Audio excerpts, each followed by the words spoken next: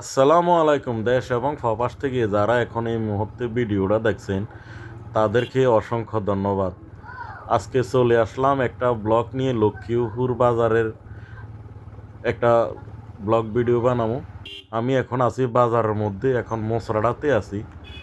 আসলে লক্ষ্মীপুর বাজার এতটা উন্নত হয়েছে বলার বাহিরে। আসলে আমরা বেশিরভাগ মানুষ তো প্রবাস জীবনে আমরা পড়ে রয়েছি, আসলে কইতে পারি না এলাকাতে কোন সাইডটাতে উন্নত হয়েছে বা কোন দিকে উন্নত নাই। আসলে লক্ষ্মীপুর বাজারটা এতটা উন্নত হয়েছে বলার বাহিরে। দেখলাম এই বাজারে শাক সবজি তো ফলমূল সব কিছু পাওয়া যাইতেছে বর্তমানে। এক এক দোকান কত বড় বড়, যেখানে কোনো বাজার বলতে ছিল না, আজকে দেখি এখানে বাজার, দোনো সাইডে দোকান আর দোকান। আসলে অসম্ভব সুন্দর লক্ষ্মীপুর বাজার। দোনো দিকে গ্রাম গ্রাম আছে, মানুষের সমাগমও অনেক বেশি। এই কারণে এই বাজারটা আসলে এতটা উন্নত।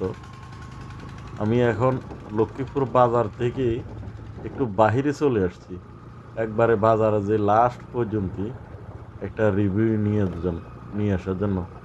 আবার ঘুরে ওই একবার পুরা বর্ডার দিকে যে রাস্তাটা গেছে, এই রাস্তাটাতে এখন এসে পড়ছি।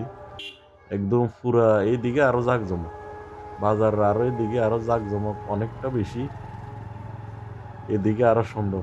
মেন রোডের থেকে অপোজিট সাইডে যে রোডটা গেছে ইন্ডিয়ার দিকে, এই রোডটা আরো আরো জাঁকজমক, আরো আরো সুন্দর।